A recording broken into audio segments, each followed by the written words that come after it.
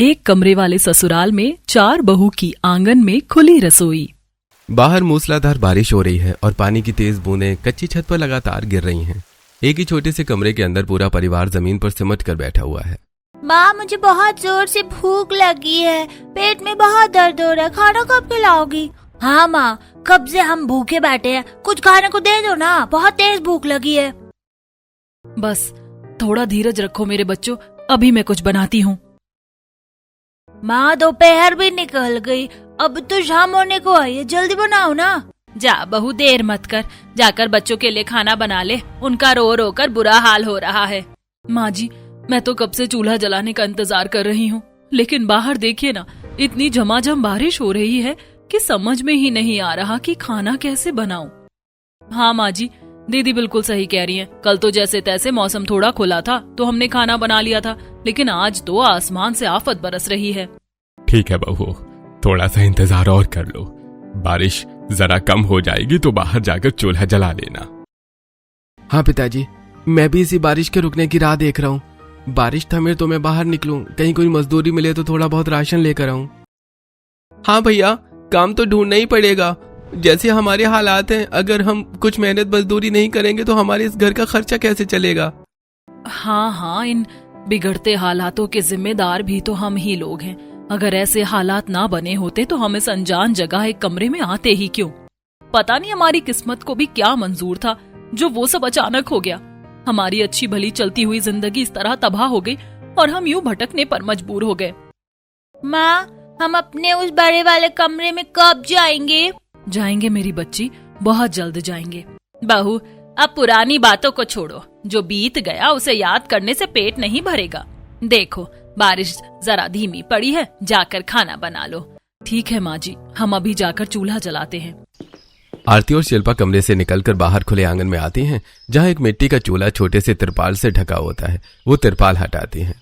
दीदी आप रुकिए, मैं अंदर कमरे से जाकर चावल और बाकी सामान उठा कर लाती हूँ। नहीं शिल्पा, तुम कोई भारी सामान नहीं उठाओगी। तुम्हारा 7वां महीना चल रहा है, तुम कितनी परेशानी उठाओगी? तुम बस यहाँ बैठो, आराम से बैठकर कढ़ाई संभालो, जब तक मैं अंदर से सारा सामान लेकर आती हूँ।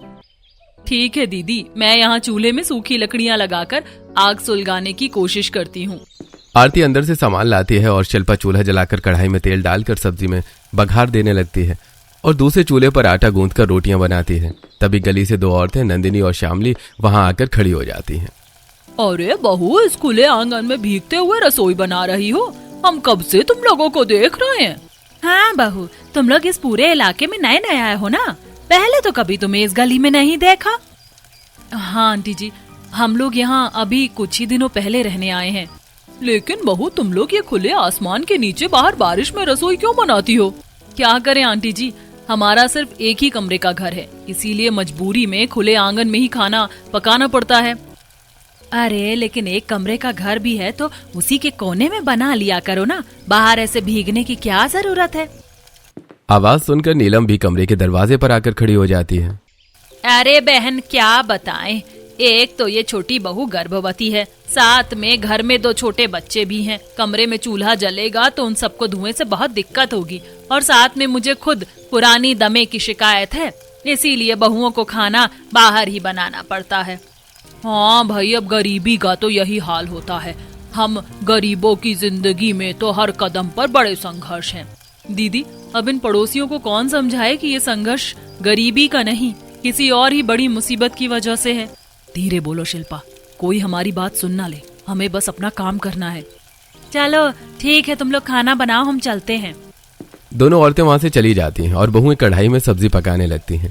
तभी आसमान में जोर से बिजली कड़कती है और झमाझम मूसलाधार बारिश फिर से शुरू हो जाती है। अरे शिल्पा, ये क्या हुआ? चूल्हा बुझने लगा है, सारी लकड़ियों पर पानी पड़ रहा है। दीदी अब क्या करें? अगर चूल्हा बुझ गया तो पूरी लकड़ियां गीली हो जाएंगी और फिर आग नहीं जलेगी। देखो देखो, ऊपर से सारा बरसाती पानी कढ़ाई में गिर रहा है, पूरी सब्जी में पानी भर गया है। रोटियों के बर्तन पर जल्दी से थाली ढको, रोटियों को भीगने से बचाओ। शिल्पा जल्दी से रोते को ढक देती है और दोनों बहू उस कच्चे पक्के खाने को अंदर ले जाती हैं। दोनों बहुएं सिर से पैर तक भीग जाते हैं और बर्तनों को चटाई के ऊपर रखते हुए। पिताजी, माँ जी, अब देखिए ना, जैसी भी कच्ची पक्की सब्जी बन पाई है हम अंदर ले आए हैं। चूल्हा तो तेज बारिश में बुझ गया। कोई बात नहीं बहू, जो भी जैसा बन गया है वही चटाई पर लगा दो, अब वही खा लेते हैं। लेकिन उससे पहले पर्दे के पीछे जाकर कपड़े बदल लो, काफी भीग गई हो। दोनों बहू कमरे में लगे पर्दे के पीछे जाकर कपड़े बदलती हैं और फिर वापस आकर थालियां और पतली में पानी भरी सब्जी और रोटियां परोसती हैं। उसी समय बाहर से अजीत और अमित भी बारिश में भीगकर कमरे में आते हैं। अरे बेटा, तुम चारों भी आ गए। बाहर कहीं कोई काम धंधा मिला क्या? नहीं माँ, आज पूरे शहर में घूमे पर किसी ने कोई काम नहीं दिया। माँ, बहुत तेज भूख लगी है, जल्दी से खाना दे दो, सुबह से कुछ नहीं खाया। हाँ बेटा बैठो, बहुएं खाना परोस ही रही हैं, तुम लोग भी खा लो। सभी लोग चटाई पर बैठकर खाना खाने लगते हैं। खाना खाकर चिंकू, माँ ये कितनी पतली सब्जी है, ये तो पूरी सब्जी खराब हो गई है, इसमें से पानी का स्वाद आ रहा है, तो बिल्कुल अच्छी नहीं लग रही, मैं नहीं खाऊंगा। हाँ माँ, मुझसे भी ये कच्ची सब्जी नहीं खाई जा रही है, इसमें कोई नमक मिर्च भी नहीं लग रहा। देखो बेटा गुड्डू चिंकी, जिद मत करो, समझो बात को। अभी हमारी हालात बहुत खराब चल रहे हैं, अभी तुम यही चुपचाप खा लो। हाँ मेरे बच्चों, जैसी भी सूखी गीली रोटी है, भगवान का नाम लेकर खा लो। जब अच्छे दिन आएंगे तो तुम्हें अच्छा खाना मिलेगा। ठीक है दादी, हम खा लेते हैं। सब लोग उदास होकर खाना खाने लगते हैं। बाहर बारिश और बढ़ जाती है और कच्ची झोपड़ी की छत से जगह जगह पानी की मोटी धार टपकने लगती है। अरे भाई जल्दी जल्दी जितने बर्तन और कटोरे हैं उन्हें छत के नीचे लगा दो, नहीं तो सारा पानी कमरे के अंदर भर जाएगा। दोनों बहुएं जल्दी से उठकर जगह जगह बाल्टी, डब्बे और मग लगा देती हैं, जिससे पानी उनमें टपकने लगता है। फिर सभी लोग चटाई पर बैठकर बातें करते हुए, पिताजी, इस अनजान शहर में किराए में लेने के लिए भी आपको यही टूटी फूटी झोपड़ी मिली थी क्या? बेटा यही वो सुरक्षित जगह है जहां हम अपने उस भयानक अतीत से भागकर बच सकते हैं, वरना कहीं और किसी पक्के मकान में रहते तो अब तक जिंदा नहीं बच पाते, इसलिए हमें यही सब सहना पड़ेगा। फर्श पर तो पानी बहुत तेजी से जमा हो रहा है, चलो हम सब मिलकर पानी बाहर फेंकते हैं। आरती और शिल्पा तसले में पानी भरकर दरवाजे से बाहर फेंकने लगती हैं। तभी शिल्पा का पैर कीचड़ भरी जमीन पर फिसलता है और वो गिर पड़ती है। अरे बहू, तू ठीक तो है ना? जरा तू ध्यान से काम किया करना, तेरा 7वां महीना चल रहा है, अगर कोई अनहोनी हो जाती तो हम क्या करते? माँ जी मैं ठीक हूँ, बस पैर फिसल गया था, चोट नहीं लगी है। शिल्पा, तुम जाकर एक तरफ बैठ जाओ, अपना ध्यान रखा करो, पानी मैं और भैया मिलकर निकाल देते हैं। राघव और केशव मिलकर सारा पानी बाहर निकालते हैं और जैसे तैसे सभी लोग सो जाते हैं। किसी तरह रात बीतती है। अगले दिन सुबह बारिश थोड़ी कम होती है।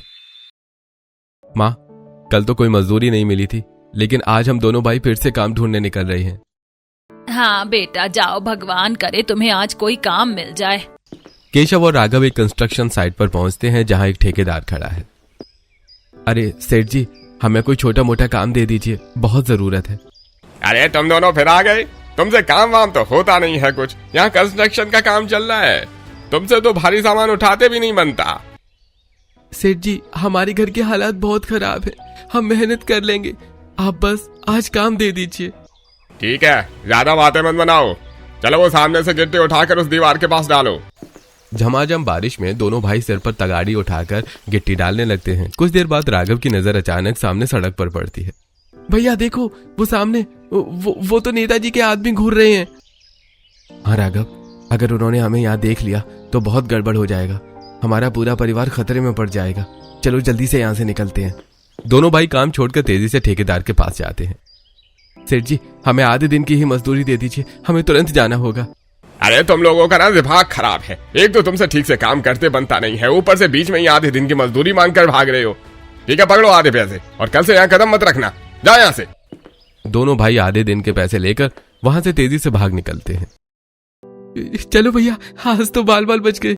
हाँ, जल्दी से दुकान से थोड़ा बहुत आटा और दाल ले लेते हैं और सीधे घर चलते हैं। दोनों सामान खरीद कर थैला लेकर घर पहुंचते हैं। आ गए बेटा? माँ, आज तो बाजार के पास नेताजी के आदमी दिख गए थे। हे भगवान, अरे बेटा उन्होंने तुम्हें देखा तो नहीं? नहीं माँ, हम तो छुपते छुपाते किसी तरह बचकर आ गए और वो हमें देख नहीं पाए। ये हम थोड़ा सा राशन लेकर आए हैं। चलिए अच्छा हुआ, अब बाहर बारिश थोड़ी कम हो तो हम बाहर जाकर खाना बनाएं। तभी कमरे में रखे अजीत के छोटे कीपैड फोन की घंटी बजती है। अजीत फोन उठाकर बात करता है। हाँ ठीक है, अच्छा मैं घर में बात करता हूँ। अजीत फोन काटता है। किसका फोन था रे अजीत? माँ, तुम्हारी होने वाली बहू का फोन था। क्या बकवास कर रहा है तू, होश में तो है? वो दरअसल माँ, हम दोनों भाई कॉलेज टाइम से ही दो सगी बहनों को पसंद करते हैं और हमने उनसे शादी का वादा भी किया था। अब वो दोनों कह रही हैं कि हमसे शादी कर लो। तेरा दिमाग खराब हो गया क्या? एक तो हमारे हालात इतने खराब हो गए, पहले जैसा सब नॉर्मल रहता तो अलग बात थी, लेकिन एक तो हम पर इतनी बड़ी मुसीबत टूट पड़ी है, ऊपर से तू शादी करने के बारे में सोच रहा है। सोचना भी मत इस बारे में। बहुओं, तुम दोनों जाकर बाहर खाना बना लो। आरती और शिल्पा बाहर आंगन में आती हैं और चूल्हा जलाकर खाना बनाना शुरू कर देती हैं, लेकिन फिर से मूसलाधार बारिश शुरू हो जाती है। इतनी तेज बारिश हो रही है, चूल्हा तो बार बार बुझ रहा है, अब क्या करें? तभी नीलम कमरे से बाहर एक खड़ी काली पन्नी लेकर बाहर आती है। रुको बहू, ये पन्नी ले लो, इसे चूल्हे के ऊपर बांध लो, इससे पानी सीधे आग पर नहीं गिरेगा। बहुएं पन्नी बांधने लगती हैं, लेकिन तेज हवा के कारण उनसे पन्नी संभलती नहीं है। अरे तुम दोनों को कुछ भी नहीं आता, हे भगवान, लाओ इधर, इसे यहाँ तार से बांध दो, दूसरा कोना उस खूंटे से बांध दो। सास और बहुएं मिलकर पन्नी को तिरछा करके बांध देती हैं ताकि पानी अंदर न टपके। आरती और शिल्पा उसके नीचे बैठकर खाना पकाने लगती हैं, रोटी बेलते हुए आरती। हे भगवान, हमारे घर पर ये कैसी मुसीबत आ गई है, खाना बनाने के लिए भी इतनी परेशानियां उठानी पड़ रही हैं।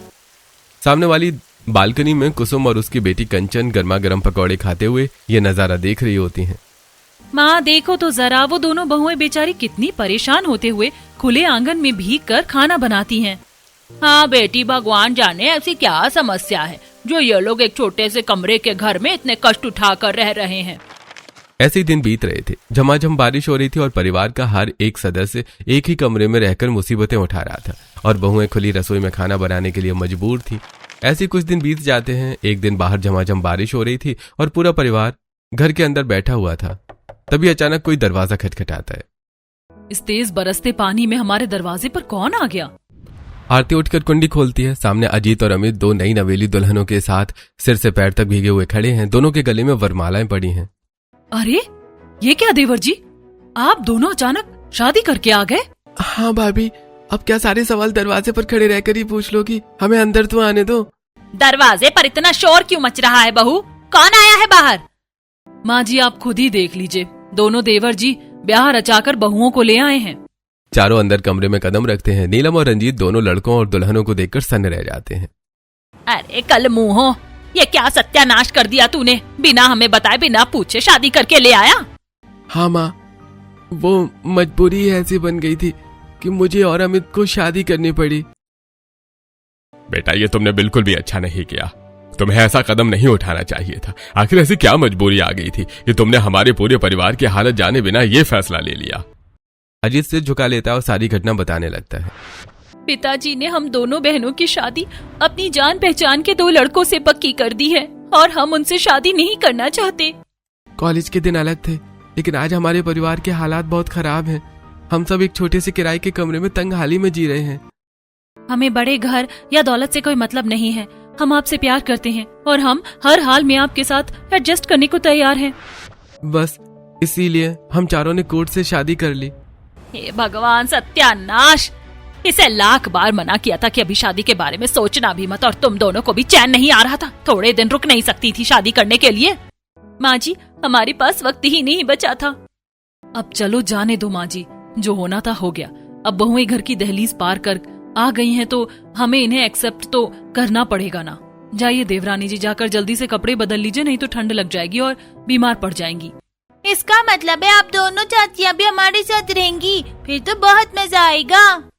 दोनों नई बहुएं कमरे में लगे पर्दे के पीछे जाकर कपड़े बदलती हैं और बाहर आकर सभी के साथ बैठ जाती हैं। थोड़ी देर बाद माँ जी सुबह से एक निवाला भी पेट में नहीं गया है, कुछ खाने को मिलेगा क्या? बहुत तेज भूख लगी है। हाँ, तुम्हारी शादी की शाही पार्टी चल रही है यहाँ, जो तुमको 36 भोग परोस दूं। एक तो बिना बताए ब्याह रचाकर घर में आ घुसी, ऊपर से आते हुक्म चला रही है कि कुछ खाने को मिलेगा क्या? अरे माँ, अब गुस्सा करने से क्या फायदा? अब तो शादी करके आ ही गई है ना। वैसे भी दोपहर से हम सबको भी भूख लगी है, खाना खाने की व्यवस्था करो। ठीक है, हम दोनों जाकर बाहर आंगन में खाना बना लेते हैं। दीदी बाहर तो इतनी झमाझम बारिश हो रही है, क्या आप ऐसे खुले में खाना बनाओगी? हाँ छोटी, अब धीरे धीरे तुम्हें समझ आएगा कि इस एक कमरे वाले ससुराल में 4 बहुओं की आंगन में खुली रसोई कैसी होती है और कैसी चलती है। आरती और शिल्पा बाहर आंगन में बंधी पन्नी के शेल्टर के नीचे आती हैं।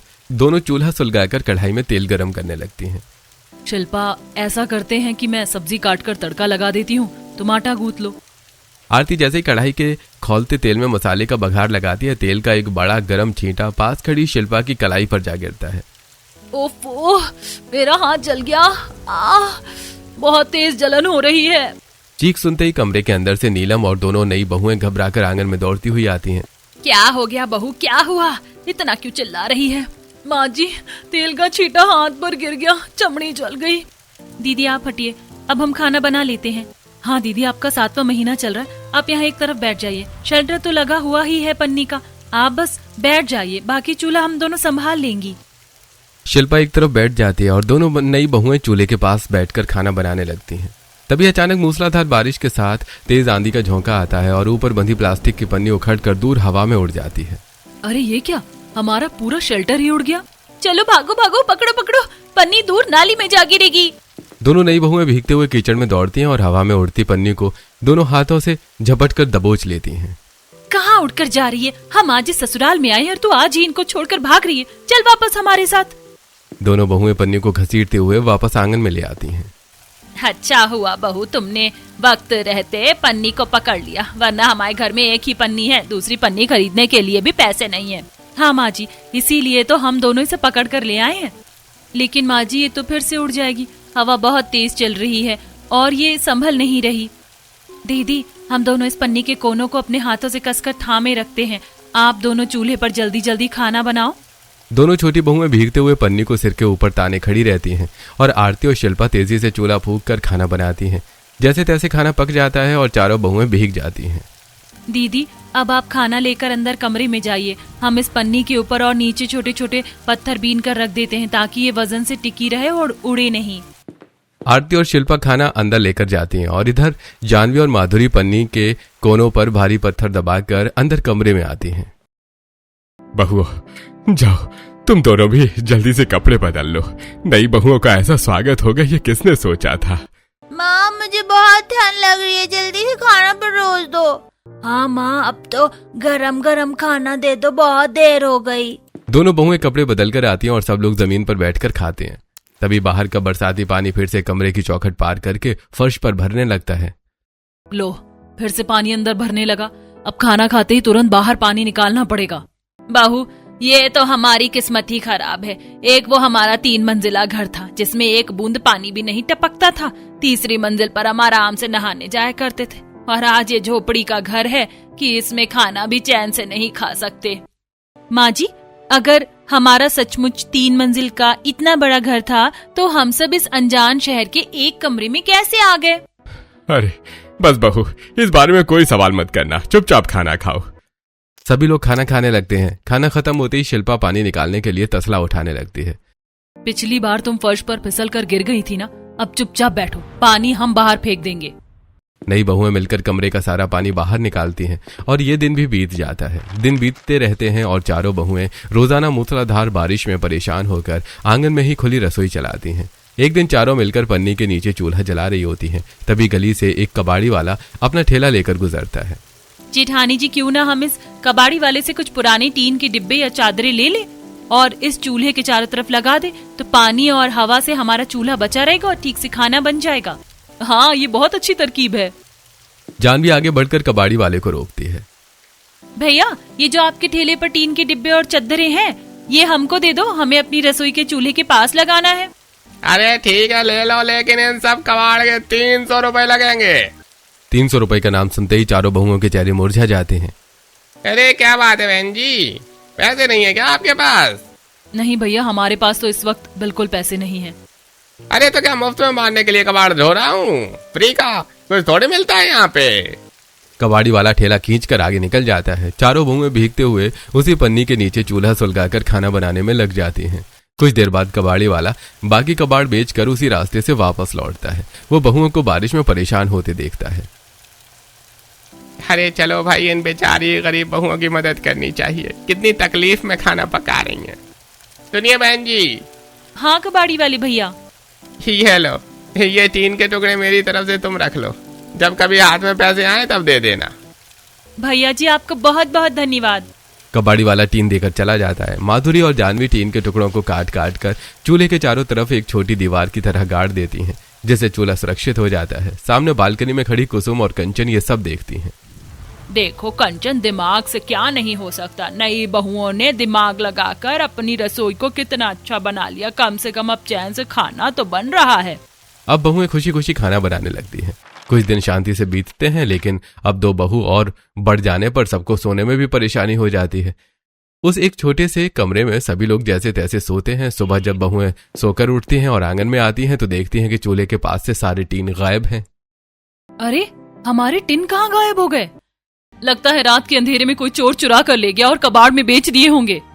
हे भगवान, हमारे घर पर तो मुसीबत की मुसीबत ही आए जा रही है, कोई कमी ही नहीं हो रही। दीदी, मेरे पास एक उपाय है। क्या उपाय है छोटी?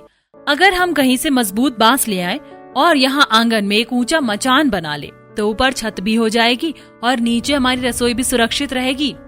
हाँ, ये मचान वाला विचार बिल्कुल सही रहेगा। बहुएं कमरे में जाकर सास ससुर को मचान बनाने की बात बताती हैं। हाँ बहू, मचान बन जाए तो बहुत अच्छा है, लेकिन बांस लाएंगे कहाँ से? पिताजी, दोनों बड़े भैया तो मजदूरी करने निकल गए हैं, लेकिन हम दोनों भाई तो घर पर ही। चलो हम साथ चलकर बांस ले आते हैं। शिल्पा, तुम यहीं घर में रहो। तुम प्रेग्नेंट हो, तुम्हें परेशानी होगी, हम जा रहे हैं। ठीक है दीदी। अब तीनों बहुएं और दोनों छोटे भाई लकड़ी की तलाश में शहर की एक बड़ी लकड़ी की टॉल पर पहुंचते हैं। भाई साहब, हमको कुछ बांस और पुरानी लकड़ियां चाहिए। ठीक है, बताओ कितने की बांस तोल कर दूं? भाई साहब, हमारे पास इस वक्त पैसे नहीं हैं। अगर थोड़ा उधार हो जाता तो बहुत अच्छी बात होती। हम यहाँ किसी को उधार नहीं देते, धंधा करने बैठे हैं, समझे? भाई साहब, कोई बात नहीं। अगर आपके टाल पर कोई मजदूरी या सफाई का काम है तो आप हमें बता दीजिए, हम सब मिलकर काम कर देंगे।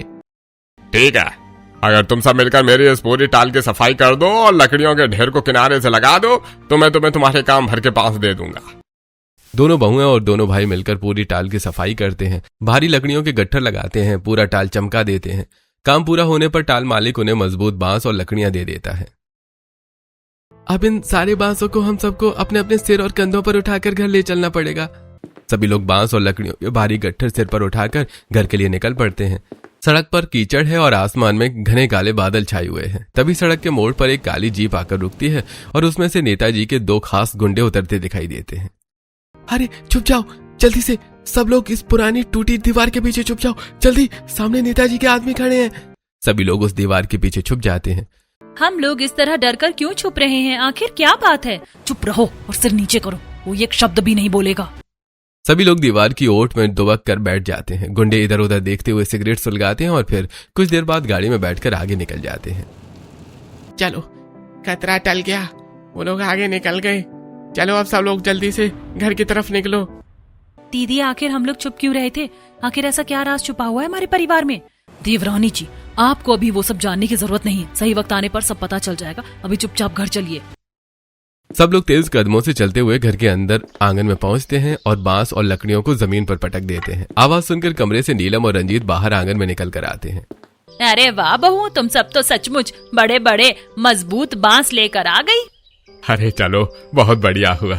अगर ये मचान अच्छे से बन गया तो फिर तो आंगन में बहुत अच्छी रसोई बन जाएगी और बारिश की सारी आफत खत्म हो जाएगी। दादाजी, क्या आप हमारे लिए झूला बना रहे हैं? हाँ दादाजी, हम भी इस नई लकड़ी पर चढ़कर खेलेंगे। नहीं मेरे बच्चों, ये झूला नहीं, तुम्हारी माँ और चाचियों के लिए रसोई की छत बन रही है। लाओ भाई अजीत, थोड़ा पीछे हटो। कुछ मदद मैं भी कर दूं? मुझे बांस की सीढ़ियां बनाना बहुत अच्छे से आता है। अपने पिताजी के जमाने में सीखा था मैंने। दादाजी, हम उस बड़े वाले 3 मंजिला घर में वापस कब जाएंगे? वहाँ तो बहुत सारे खिलौने थे। बेटा, वो हमारा पुराना घर है ना, जो वो अभी पुलिस अंकल ने ले रखा है। जब सब कुछ ठीक हो जाएगा तब हम सब जरूर अपने घर जाएंगे। अजीत और अमित जमीन खोदकर चारों कोनों पर 4 मोटे बांस मजबूती से गाड़ देते हैं। चारों बहुएं मिलकर ऊपर बांस का चौकोर बेस बनाती हैं और बची हुई छोटी लकड़ियों को तारों से कसकर बांध देती हैं। रंजीत बचे हुए बांस से एक सुंदर सीढ़ी बनाकर मचान के साथ जोड़ देता है। चलो, अब पानी बिल्कुल नहीं आएगा। हमारी मचान बहुत मजबूत बन गई है। हाँ दीदी, अब तो बहुत सुकून से बिना भीगे खाना बनेगा। उसी समय बाहर झमाझम बारिश शुरू हो जाती है। काफी देर तक बारिश होते रहते हैं और देखते ही देखते आंगन में पानी भर जाता है। रात हो जाती है, सभी को भूख भी लग जाती है। ये सब देखकर जानवी, बारिश को देखकर ऐसा नहीं लगता कि ये बारिश रुकने वाली है और आंगन में इतना पानी भरा है कि बारिश रुक भी गई तो आंगन में खाना नहीं बन पाएगा, और हमारा चूल्हा भी तो पूरी तरह टूट गया है। ऐसा करते हैं कि मचान पर चढ़कर ऊपर ही खाना बना लेते हैं और मचान के ऊपर तिरपाल बांध देंगे, जिससे पानी अंदर नहीं आएगा। हाँ बहू, वो तो ठीक है, लेकिन तुम्हें मचान पर चूल्हा भी तो बनाना पड़ेगा। अगर तुम सीधे मचान पर चूल्हा बनाओगी तो मचान ही जल जाएगी। माँ जी, आप देखते जाइए, हमारे पास सारे जुगाड़ हैं। अब चारों बहुएं मचान पर चढ़ती हैं और कबाड़ी वाले से लिया गया बचा हुआ टीन वहां रखती हैं और फिर उसके ऊपर ईंट जोड़कर चूल्हा बना लेती हैं और तिरपाल को ऊपर बांध देती हैं। फिर तिरपाल के नीचे बैठकर चारों बहुएं हंसते खेलते हुए सुकून से चूल्हा जलाकर दाल, चावल, सब्जी और रोटियां पकाने लगती हैं। तभी केशव और राघव मजदूरी खत्म करके घर लौटते हैं। उनके हाथ में मजदूरी के पैसे और एक थैली में बेसन होता है। अरे वाह, यह आंगन में मचान किसने खड़ा कर दिया? यह तो बहुत शानदार लग रहा है, और मचान के ऊपर खाना बन रहा है, ये तो और भी अच्छी बात है। माँ, आज मजदूरी बहुत अच्छी मिली है और साथ में थोड़ा बेसन भी लेकर आया हूँ। बहुओं से कहो कि आज इस बारिश में गर्मा गर्म पकौड़े बनाएं। राघव मचान पर चढ़कर बेसन बहू को दे देता है। बहुएं कढ़ाई चढ़ाकर गर्मा गर्म पकौड़े छानती हैं और घर के अंदर लाकर सभी को देती हैं। पूरा परिवार एक साथ बैठकर पकौड़े खाते हुए बरसते पानी का आनंद लेता है। कुछ दिन इसी तरह हंसी खुशी बीतते हैं। एक दिन रात को खाना खाकर पूरा परिवार गहरी नींद में सो जाता है। अगली सुबह अचानक छत और मचान से बहुत तेज धड़ धड़ की आवाजें आने लगती हैं। आवाज सुनकर आरती की नींद खुल जाती है। इतनी तेज आवाज, क्या बाहर बड़े बड़े ओले गिर रहे हैं? दीदी, इतनी धपड़ धपड़ आवाज आ रही है, लगता है सचमुच आसमान से बड़े बड़े ओले गिर रहे हैं। घर के सारे लोग हड़बड़ाकर जाग जाते हैं और बाहर आंगन में आते हैं। बाहर देखते हैं तो मचान के ऊपर बंदरों का एक बड़ा झुंड उछल कूद कर रहा होता है। अरे रे रे रे, इन्होंने तो पूरा मचान हिला दिया। भागो, अरे भागो भागो यहाँ से, भागो। अरे हटो बंदर, भागो यहाँ से।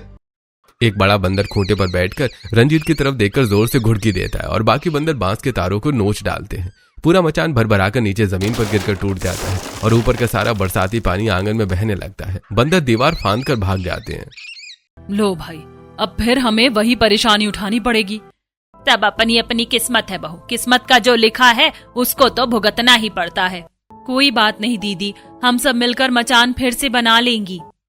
बाहर झमाझम बारिश फिर से शुरू हो जाती है। तभी कमरे के अंदर रखे रंजीत के पुराने कीपैड फोन पर घंटी बजती है। रंजीत फोन उठाकर कान से लगाता है। हेलो, क्या क्या कहा आपने? सच में? ठीक है, हम गवाही देने आ जाएंगे। मैं अभी अपने पूरे परिवार को बताता हूँ। रंजीत फोन काटकर हाथ जोड़कर ऊपर देखता है। किसका फोन था जी? क्या बात हो गई? पिताजी, ऐसी क्या बात है? आप लोग हमसे अब तक क्या छुपाते आए हैं? किसकी गवाही? कौन सी गवाही? और हम क्यों डरते हैं? हमारा असली घर कहाँ है? बहू, आज तक हमने तुम्हें सच इसलिए नहीं बताया कि हम यहाँ छुप कर रह रहे थे और ये बहुत खतरनाक हो सकता था, लेकिन आज मामला सुलझ गया है। तो सुनो, एक दिन हमारे 3 मंजिला मकान की छत पर झमाझम बारिश हो रही थी और पूरा परिवार तीसरी मंजिल पर भीग भीग कर नहा रहा था। इतनी झमाझम बारिश हो रही थी कि आसपास सब इस बारिश के डर से अंदर है। नेताजी के बंगले पर भी कोई नहीं था। पिताजी, नेताजी डरते हैं भीगने से, हम थोड़ी ना डरते हैं। तभी आरती देखती है कि सामने नेताजी के बंगले के हॉल में 2 नकाबपोश गुंडे नेताजी के जवान बेटे और पत्नी को गला काटकर मार देते हैं। मर्डर हो रहा है? चलो जल्दी नीचे भागो। नेताजी ने गुंडों को रोकने की बहुत कोशिश की, लेकिन वो गुंडों को रोक नहीं पाए। तभी अचानक नेताजी की नजर छत से नीचे जा रहे रंजीत के परिवार पर पड़ती है और वो गुंडों से कहते हैं, तुमने मेरे बेटे और पत्नी को मार दिया, मैं तुम्हें छोड़ूंगा नहीं। अरे तुझे छोड़ दिया यही बहुत बड़ी बात है। तू ऐसे ही तड़प अपने बेटे और पत्नी के लिए, और रही गवाही की तो तू गवाह कहाँ से लाओगे? तुम्हारी गवाही को तो हमारा वकील झूठा साबित कर देगा। नेताजी ने बगल वाली छत की तरफ इशारा करके कहा, मेरे पास गवाह है, उसकी चिंता तुम मत करो। उसी समय गुंडों ने भी रंजीत के परिवार को सीढ़ियों से उतरते हुए देख लिया। थोड़ी देर में गुंडे रंजीत के घर पहुंच गए और धमका कर कहने लगे, नेताजी के बेटे और पत्नी को हमने मारा, ये गवाही कोर्ट में मत देना, वरना हम तुम्हारे पूरे खानदान को खत्म कर देंगे। ऐसा कहकर गुंडे चले जाते हैं। तभी नेताजी उनके घर आते हैं और कहते हैं, तुमने मर्डर होते देखा है और तुम्हें गवाही देनी पड़ेगी। आगे कुआं था और पीछे खाई। अगर गवाही न देते तो नेताजी हमें मरवा देते, और अगर गवाही देते तो गुंडे हमें मार डालते। इसलिए जान बचाने के लिए हमें रातों रात अपना शहर और घर छोड़कर इस एक कमरे में छुपना पड़ा था। हाँ बहू, लेकिन अभी अभी मेरे एक दोस्त का फोन आया था कि वो दोनों गुंडे पकड़े गए हैं। हमें सिर्फ थाने जाकर अपनी गवाही दर्ज करानी है और हम अपने घर वापस जा सकते हैं। ये आज तो हम अपने घर जाएंगे, हम घर जाएंगे। अरे हम अपने बड़े वाले कमरे में वापस जाएंगे। परिवार के सभी लोग खुशी से झूम उठते हैं और एक दूसरे के गले लग जाते हैं। इसके बाद रंजीत और उसके बेटे थाने जाकर पुलिस के सामने अपनी गवाही दर्ज कराते हैं और कानून गुंडों को जेल भेज देता है। पूरा परिवार अपनी उसी 3 मंजिला आलीशान हवेली में खुशी खुशी शिफ्ट हो जाता है। कुछ दिन में शिल्पा का 9वां महीना हो जाता है और वो एक प्यारी सी बेटी को जन्म देती है। अब बाहर आसमान में झमाझम बारिश हो रही है और पूरा परिवार अपने बड़े घर की बालकनी में आराम से बैठकर गर्मा गर्म चाय और पकौड़े खा रहा है।